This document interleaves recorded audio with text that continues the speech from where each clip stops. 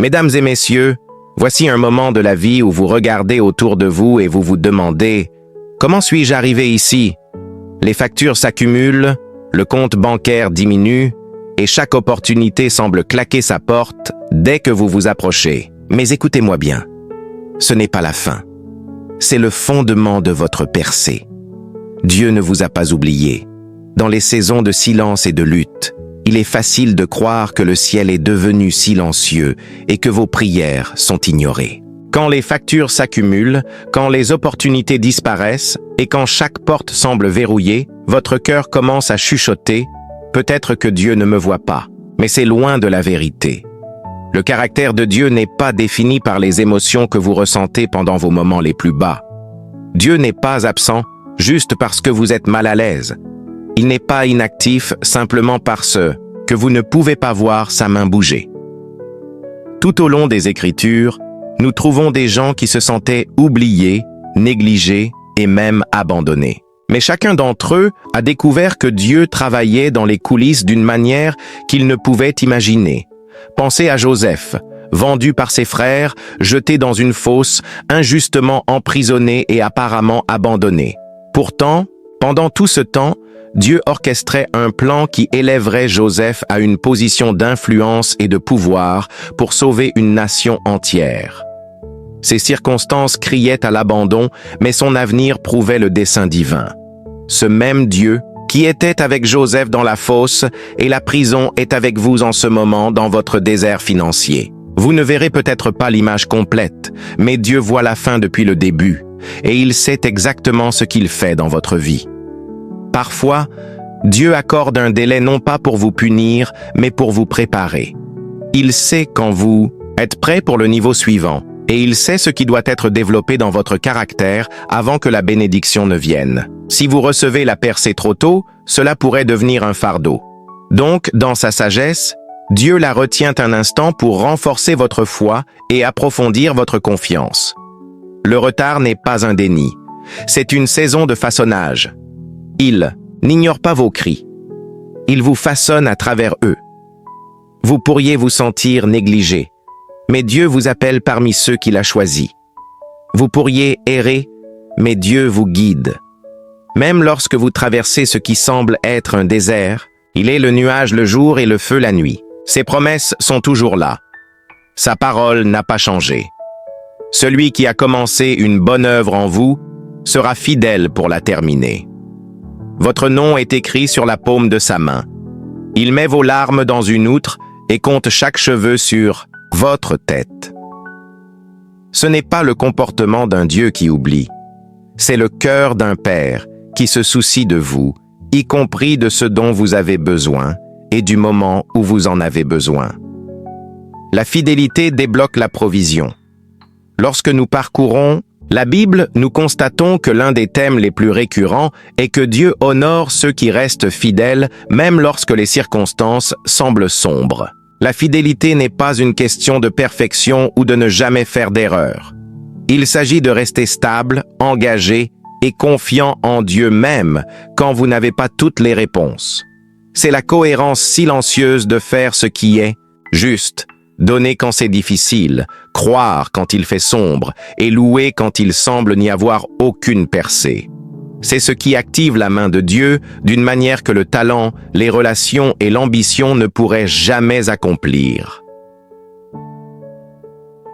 Dans l'histoire de la veuve dans 2 Rois 4, elle n'avait qu'un petit pot d'huile. Sa situation financière était désastreuse et la menace de perdre ses fils pesait sur elle, mais elle suivit les instructions du prophète.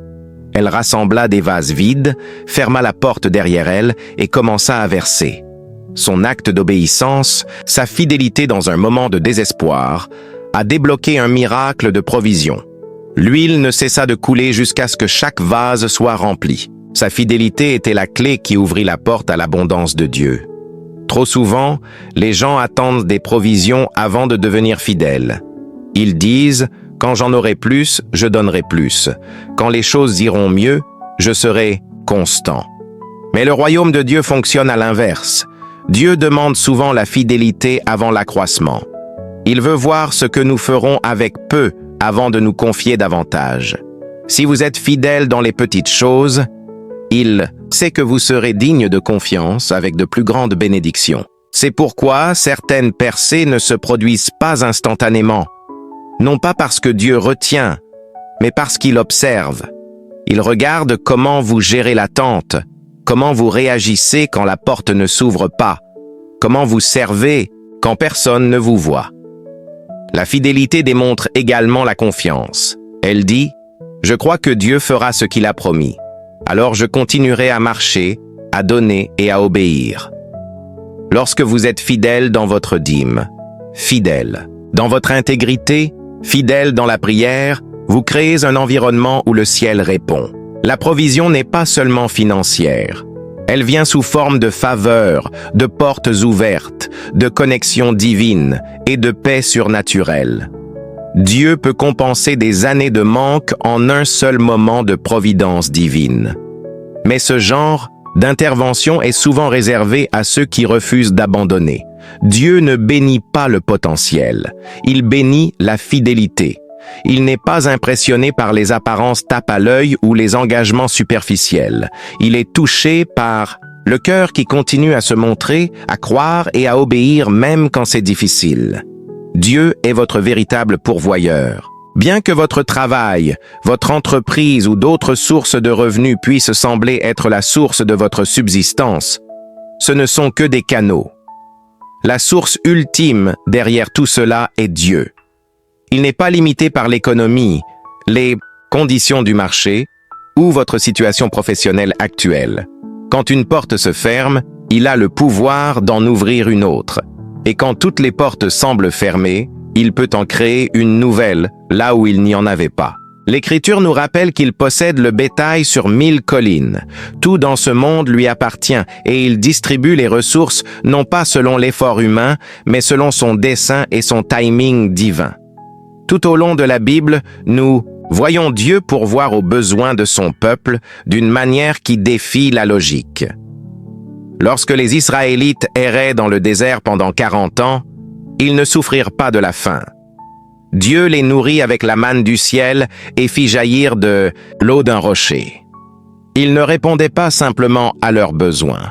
Il les soutenait quotidiennement. Il ne leur donna pas une année de provision d'un coup, mais leur donna ce dont ils avaient besoin chaque jour, leur apprenant à dépendre de lui et non de leur propre force ou réserve. Dans le Nouveau Testament, Jésus multiplia 5 pains et 2 poissons pour nourrir des milliers de personnes. Il ne s'agissait pas seulement de satisfaire la faim. C'était un signe que la présence de Dieu s'accompagne de provision. Quand vous marchez avec Dieu, le manque n'est jamais le dernier mot. Il n'a pas besoin de beaucoup pour faire beaucoup. Il peut prendre un peu et le faire déborder. Il peut utiliser des personnes improbables et des méthodes inattendues pour pourvoir d'une manière que vous n'auriez jamais imaginée. De nos jours, beaucoup de gens placent leur espoir dans un salaire, une promotion ou une personne. Mais ces choses peuvent échouer. Les emplois peuvent être perdus, les marchés peuvent s'effondrer, les gens peuvent décevoir. Mais Dieu demeure constant. Sa capacité à pourvoir ne dépend pas des systèmes humains ou de l'économie de ce monde. Il est le même hier, aujourd'hui et pour toujours. Quand vous ancrez votre foi en lui comme votre pourvoyeur, vous trouvez la paix même dans les tempêtes financières. Arrêtez de paniquer quand les choses changent, parce que vous savez que votre source n'a pas changé. Comprendre que Dieu est votre pourvoyeur change également la façon dont vous gérez ce qu'il donne. Vous arrêtez d'amasser et commencez à gérer avec sagesse. Vous arrêtez de vous inquiéter et commencez à faire confiance. Vous arrêtez de compter sur votre propre force et commencez à compter sur sa grâce. La provision de Dieu ne se limite pas à l'argent. C'est une question de relation de confiance et de marche en accord avec sa volonté. Quand vous croyez vraiment qu'il est votre pourvoyeur, vous vivez avec assurance, non avec peur, et vous commencez à attendre l'impossible. Votre miracle est souvent caché dans l'obéissance. Dans toute l'Écriture, nous constatons que les percées sont rarement accomplies dans la zone de confort. Au lieu de cela, elles sont révélées lorsque les gens agissent par la foi, souvent sans comprendre toute l'image. L'obéissance est le pont entre la promesse de Dieu et son accomplissement. Ce n'est pas toujours pratique, logique ou facile, mais c'est nécessaire. Quand Dieu donne une instruction, même simple, il ne cherche pas à vous accabler. Il vous positionne pour la bénédiction. Ce qui semble petit ou insignifiant sur le moment peut être la clé qui ouvre une porte divine, un tournant dans votre vie. Considérez l'histoire de Naaman, un puissant commandant souffrant de la lèpre. Il vint à Élisée en s'attendant à une guérison spectaculaire. Mais le prophète lui dit simplement de se plonger 7 fois dans le Jourdain. Au début, Naaman résista. Les instructions semblaient trop simples, presque ridicules. Mais quand il obéit enfin, il fut guéri. Le miracle était toujours disponible, mais il fut libéré par l'obéissance. Beaucoup de gens aujourd'hui prient pour une percée tout en ignorant les petits actes d'obéissance que Dieu demande. Que ce soit pardonner à quelqu'un, semer une offrande, postuler à une opportunité ou s'éloigner de quelque chose de toxique, ces étapes simples sont souvent les portes cachées vers des résultats surnaturels. L'obéissance n'a pas toujours de sens pour l'esprit, mais elle aligne le cœur avec la volonté de Dieu. Et une fois votre cœur aligné, vous commencez à marcher vers des lieux où vos seules forces ne pourraient jamais vous mener. Dieu n'a pas besoin de votre compréhension. Il désire votre confiance. Le miracle ne dépend pas de votre capacité. C'est une question de disponibilité. Êtes-vous prêt à faire ce qu'il demande? Même si c'est inconfortable, même si cela vous coûte, même si personne d'autre ne comprend. Quand Pierre jeta son filet sur l'ordre de Jésus, même après une nuit infructueuse, le résultat fut une abondance écrasante. Quand les serviteurs aux noces de Cana remplirent les jarres d'eau sur la parole de Jésus, l'eau se transforma en vin. Dans les 2 cas, le miracle ne vint pas de l'effort, mais de l'acte d'obéissance. Dieu aurait pu agir seul, mais il choisit d'impliquer les gens pour montrer que l'obéissance est le terrain où les miracles se multiplient. Vous attendez peut-être que Dieu agisse, mais Dieu attend peut-être que vous obéissiez. Souvent, il ne montrera pas tout le chemin avant que vous ne fassiez le premier pas. C'est dans ces pas, ces moments d'obéissance, que les portes s'ouvrent, que les chaînes se brisent et que l'impossible devient réalité. Le surnaturel commence souvent par un simple « oui ». Restez fidèle dans l'attente. L'attente est l'une des saisons les plus difficiles que le croyant puisse traverser, car elle teste à la fois votre patience et votre confiance. Il est facile d'être fidèle quand tout fonctionne en votre faveur, quand les portes s'ouvrent, quand l'argent afflue et quand les prières reçoivent une réponse immédiate. Mais qu'en est-il quand rien ne semble changer? Quand vous priez, la même prière depuis des mois ou des années, et toujours rien. Quand le ciel semble silencieux, c'est là que votre foi est testée et que votre caractère est affiné. La période d'attente n'est pas une saison perdue. C'est un moment où Dieu accomplit certaines de ses plus grandes œuvres en vous. C'est là que vos racines s'enfoncent plus profondément, que votre foi est purifiée et que votre dépendance envers Dieu est renforcée. Dans le naturel, il peut sembler que rien ne se passe. Mais dans le spirituel, Dieu vous positionne, vous prépare et vous façonne. Le retard n'est pas une punition, c'est une préparation. Dieu sait ce qu'il fait et son timing est toujours parfait. Parfois, la chose même que vous attendez nécessite une version de vous qui n'existe pas encore.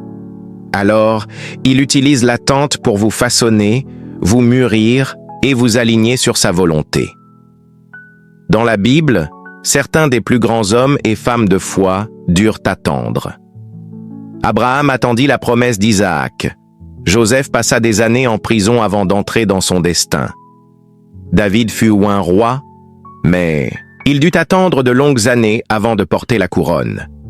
Même Jésus attendit 30 ans avant de commencer son ministère public. Si Dieu les fit attendre, il peut sûrement utiliser votre attente aussi. La fidélité dans l'attente signifie continuer à faire ce que Dieu vous a dit la dernière fois. Cela signifie servir, donner, prier, aimer, persévérer et croire même quand vous ne voyez pas les résultats. Il est facile de bien commencer, mais c'est la persévérance jusqu'au bout qui révèle la profondeur de votre foi. Dieu ne cherche pas seulement des gens qui peuvent démarrer avec enthousiasme. Il cherche ceux qui peuvent persévérer avec confiance. Attendre ne signifie pas rester immobile. C'est rester actif dans l'obéissance tout en faisant confiance à Dieu pour le résultat. C'est garder les yeux fixés sur ses promesses, non sur vos problèmes. C'est le louer dans le couloir avant que la porte ne s'ouvre. Et c'est croire que celui qui tient votre avenir est fidèle pour accomplir chaque parole qu'il a prononcée. Votre percée est une question de confiance, pas seulement d'argent. Beaucoup pensent qu'une bénédiction financière ne concerne que l'augmentation des ressources. Mais Dieu est bien plus préoccupé par votre cœur que par votre portefeuille.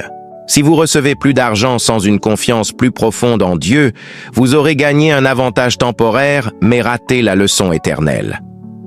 Dieu utilise souvent les luttes financières non pour vous briser, mais pour vous construire, pour vous libérer de votre dépendance aux choses matérielles et vous apprendre à compter entièrement sur lui.